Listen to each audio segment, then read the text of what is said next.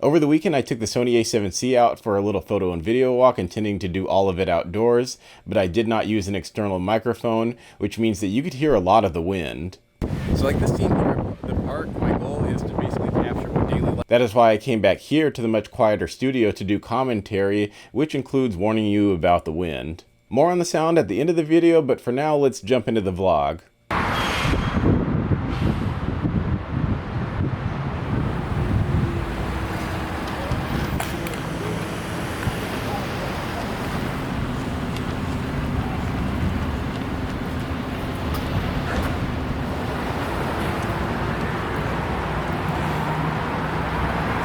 Okay, so right now I'm vlogging with the Sony a7C. I'm going to do a little daylight video test. The lens I'm using is a 24-105 f1, or sorry, not f1 point something. I wish it was f1 point something. It's f4, but there's plenty of light out here, so it should perform pretty well. I'm going to walk up these steps because you get some of the best views in San Francisco if you're willing to move your feet and go up a little bit in elevation. Already tired.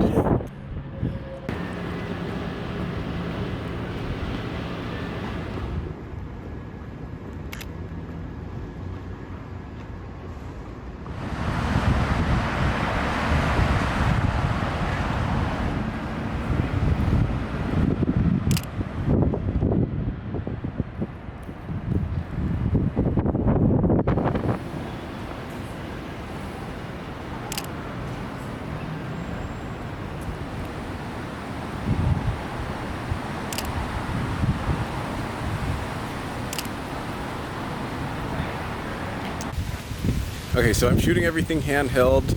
The sound that you're hearing is right out of the camera. I don't have a microphone attached. I don't believe a microphone would stand a chance against the wind here in the city. It is kind of breezy today, but it's not anything too bad. I'm sure you could probably hear me.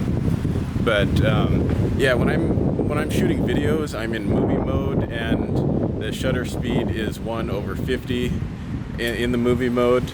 And when I shoot photographs, I'm shooting everything in auto. So yeah, I don't particularly care with or for fiddling around with manual settings when I'm taking photographs, unless it's something really artistic like a time lapse. So let's keep going.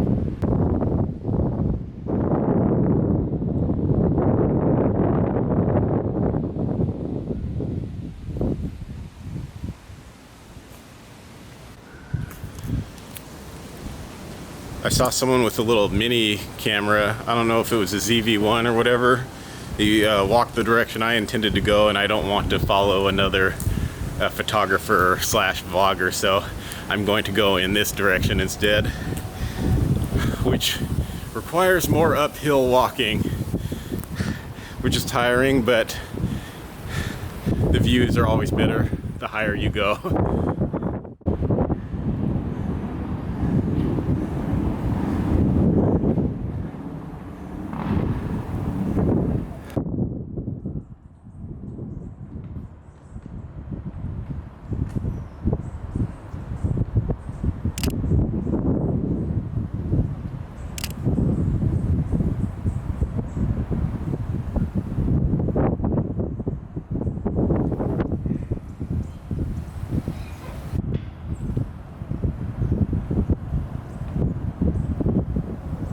I think someday I'm going to come back to this spot and fly a drone right down that street and then bring it back up. I think that would be a nice, cool shot.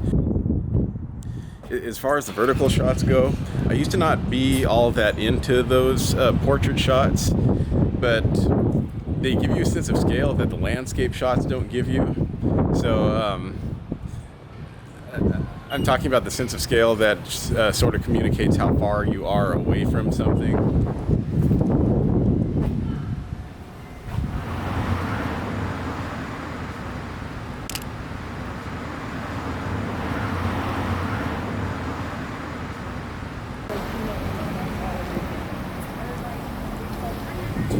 see if we can get a nice shot of these colorful Victorians with the tower in the background.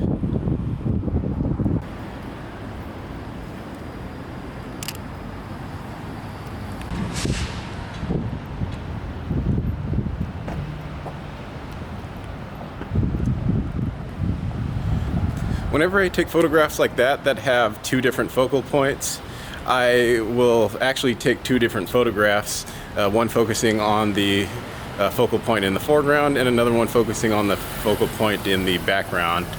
Now that I've walked a little bit closer to this spot, it looks like there's another nice potential shot here with the tree and the tower and the Victorian, so we'll get this one.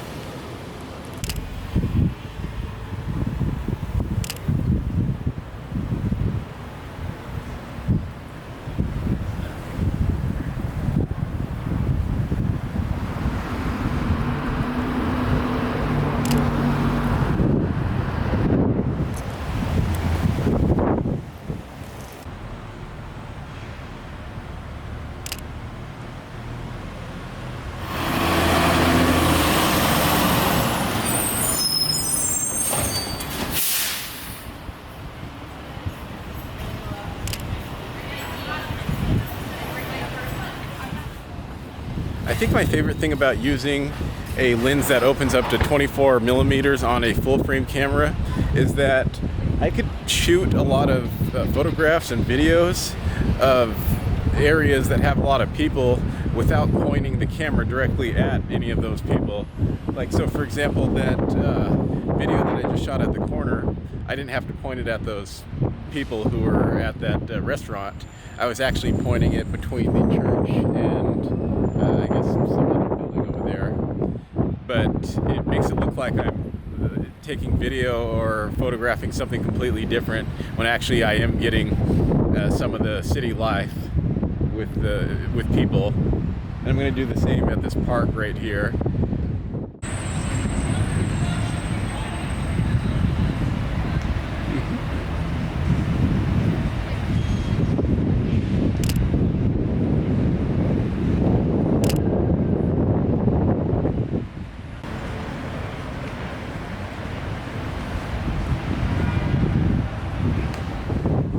Since the cable cars are back, I'm going to walk down Columbus to see if we could catch some cable cars and take some videos and photographs of the cable cars.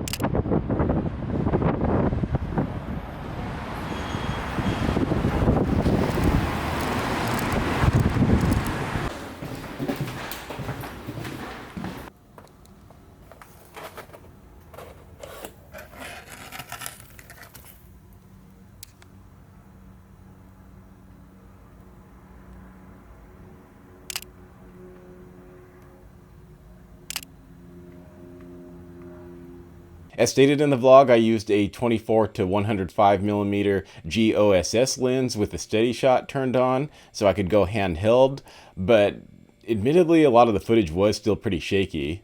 Everything you saw during the walk was shot with a Sony a7C except for clips where you could see the a7C camera itself, which I shot with my iPhone. Over the past year, I've been stubborn when it comes to using an external microphone for vlogging because I'm somewhat of a camera minimalist who doesn't like carrying around a bunch of gear. But the wind over the weekend wasn't even that strong, yet it was somehow able to drown out a lot of my vlogging dialogue. So in the future, I will consider bringing my Rode Video Micro.